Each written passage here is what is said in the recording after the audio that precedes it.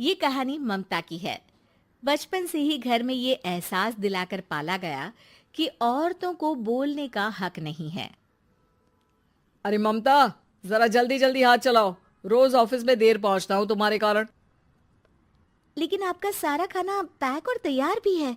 अरे जबान जितनी चलाती हो उतना अगर हाथ चलाती ना तो शायद घर को अच्छे से मैनेज कर पाती। क्या मतलब है? क्या नहीं मिला आपको? मोजे मोजे कौन देगा? ममता भागकर पति को मोजे देती है। वो हर किसी का ख्याल रखती, लेकिन उसके घर में रोज का रोना लगा रहता।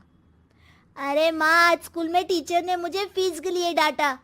माँ, मुझे अच्छा नहीं लगता कि स्कूल में फीस के पैसों के लिए मुझे कोई भी बात सुनाए। अरे पर बेटा, ये तो पापा करते हैं ना, सारा ऑनलाइन। मुझे तो इसकी जानकारी भी नहीं है। हाँ हाँ, बना लो बच्चों के सामने मुझे बुरा। अरे करता तो मैं ही हूँ, माना, लेकिन मुझे कोई सपना थोड़ी ना आएगा कि बच्चों की फीस जमा करनी है। अरे बताओगी तो तुम ही ना। ममता की अब ये आदत में शुमार हो चुका था। वो हमेशा हर बात के लिए खुद को ही दोषी मानती।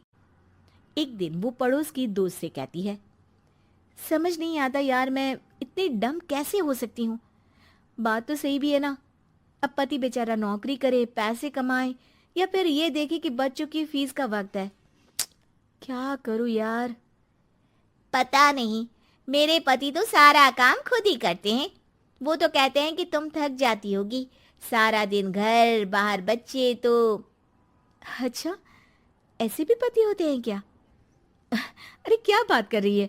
भाई साहब कभी तुझे किसी बात के लिए सुनाते नहीं? किसने कहा नहीं सुनाते? अरे ये पति चीज ही ऐसी होती है कि बिना पत्नी को सुनाए उन्हें चैन की नींद कहाँ आती है। तो तू भी परेशान रहती होगी कि कैसे, क्या, कब भूल गई। अरे वो तो मुझे बस इस बात के लिए ताना देते हैं कि मैं वक्त पर खाना क्यों नहीं खाती या पार्लर जाकर अपनी साज सज्जा क्यों नहीं करवाती। पड़ोसन बोल ही रही होती है कि ममता के बेटे की आवाज आती है। अरे माँ, क्या हो गया? लग नहीं रहा कि आज आप मुझे पानी भी देगी। अरे कब से खाने के लिए वेट कर रहा हूँ। अरे यार, मैं चलती हूँ। बेटा खाने के लिए वेट कर रहा है, मैंने उसे खाना भी नहीं दिया। अरे 12वीं में पहुंच चुका है तुम्हारा बेटा, उसे बोलो खुद पानी लिया करे। मैंने तो अपने बच्चों को काम करना सिखाया है। अरे यार, खुद की भी तो कोई लाइफ है। माना जब नहीं कर सकते थे तो किया, लेकिन अब इतने बड़े बच्चों की हर बात मानेंगे तो मुश्किल तो अपने को ही होगी। ममता को पड़ोसन की बात में दम तो लगता है, लेकिन करे क्या, आदत भी तो खुद ही ने डाली थी। ममता घर जाती है कि तभी बेटी आ जाती है। माँ, परसों मुझे एक शादी में जाना है। तेरी वो जो लाल वाली साड़ी है ना, उसे दे देना। मैं आज जाकर टेलर को दे दूंगी, वो उस साड़ी से सूट बना देगा। अरे नहीं नहीं तारा, वो मेरी माँ ने मुझे दी थी और उस साड़ी से मेरी काफ़ी भावनाएं जुड़ी हैं। तुमको ना मैं दूसरी साड़ी दे दूंगी। ओके, कोई बात नहीं, लेकिन आज दे ही देना पक्का। तारा माँ की साड़ी से सूट बनवाकर पार्टी में जाती है, लेकिन जब वो पार्टी से लौटती है, क्या है, मैं तो समझ ही नहीं पा रही हूँ। अरे जब वो साड़ी मांगी थी तो ये छल्ली सी साड़ी क्यों दे दी? मैं ही पागल थी जो इस साड़ी का सूट बनवा लिया मैंने। माँ, जानती भी हो कि कॉलेज में मेरी कितनी हंसी उड़ी। तभी वहां ममता का पति सुनील आ जाता है। अरे गवार औरत, जब बेटी साड़ी मांग रही थी तो दे देती ना। अरे पापा, इनके तो इमोशंस जुड़े थे उस साड़ी से। ममता इतने सब के बाद भी कुछ नहीं बोलती। मेरी बेटी की बेइज्जती हो गई, मैं बिल्कुल बर्दाश्त नहीं कर सकता ये। मैं नहीं चाहता कि मेरी बेटी से कोई भी ज्यादा सुंदर लगे पूरे कॉलेज में। जी, वो पढ़ने में तारा बिल्कुल अच्छी नहीं है, उसकी पढ़ाई पर आप ध्यान दीजिए ना।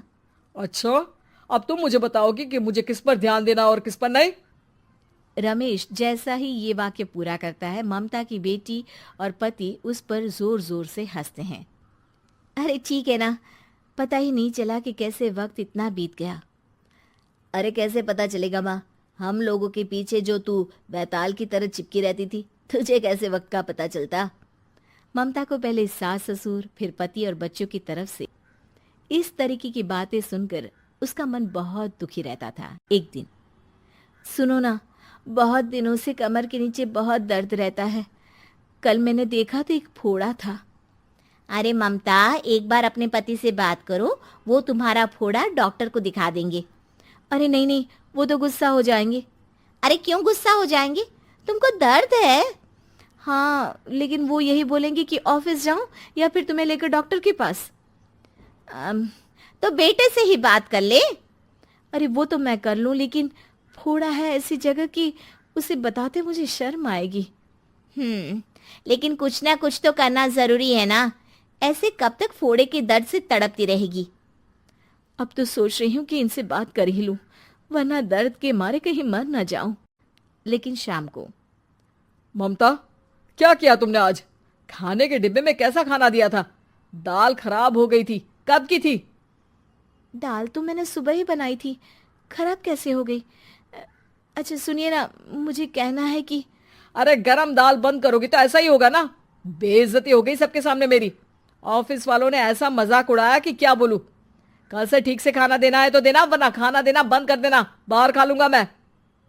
ममता, जो पति से अपनी परेशानी बताने वाली थी, वो अब ये सोचने लगती है कि कल से पति को खाने में क्या दे। अगले दिन ममता थकी थकी सी हालत में, आप लोगों के लिए नाश्ता बना दिया है, खाना बनाने की हिम्मत नहीं है आज तो। रात भर सोकर थक गई है ना, इसीलिए तो खाना नहीं बना सकती। हिम्मत नहीं हो रही है, मैं बस सोने जा रही हूँ। बस मैडम को सोने का बोल दो, फिर देखो कैसे सोती रहती है। माँ, फिर वही पराठा सब्जी। अरे हमारे साथ के दोस्त एक से बढ़कर एक नाश्ता खाना लेकर आते हैं, आप तो बस। सभी घर से निकल जाते हैं, लेकिन जब शाम को बेटा घर आता है तो घर में अंधेरा रहता है। बेटा लाइट जलाता है। क्या माँ, तुम्हारा भी जवाब नहीं है बिजली का बिल बचाने के लिए? वो बोल ही रहा होता है कि सामने माँ जमीन पर लेटी मिलती है। वो उसके पास जाता है। अरे माँ, क्या हो गया माँ? तभी वहां पड़ोसन आती है। अरे बेटा, तुम्हारी माँ के पैर के पास एक फोड़ा है, जिसके कारण ये लगातार कमजोर होती जा रही थी। मैंने उसे पहले ही कहा था कि घर में बता दो, लेकिन तुम्हारी माँ किसी को तंग करना नहीं चाहती थी। तभी वहां डॉक्टर आ जाता है। अरे इनके ऑर्गन में दिक्कत है, कोई बात है जो इनके मन में खटक रही है। अरे नहीं नहीं, इसके मन में कोई बात नहीं है, कोई काम है नहीं ना इसके पास, सारा दिन बस घर में ही रहती है। देखिए, मैं तो ये नहीं जानता, लेकिन हाँ, इनके मन में हमेशा कोई बात रह जाती होगी, इसीलिए उनकी ये हालत है। अगर आप समय से नहीं ले आते तो हो सकता था कि। अरे नहीं नहीं डॉक्टर साहब, हम पूरी कोशिश करेंगे कि वो ठीक हो जाए। हम लोगों ने अपनी ही परेशानी माँ के सामने रखी, लेकिन किसी ने माँ की दिक्कत को जानने की कोशिश तक नहीं की। हाँ, मैंने भी ममता को हमेशा घरेलू जरूरत से ज्यादा काम का नहीं सोचा था। ममता को होश आता है और वो खुद को अपने बेडरूम में देखती है। वो उठने की कोशिश करती है कि माँ, अब आप नहीं उठेंगी। हम लोग है ना, हम लोग आपको पूरी तरह से खुश रखने की कोशिश करेंगे।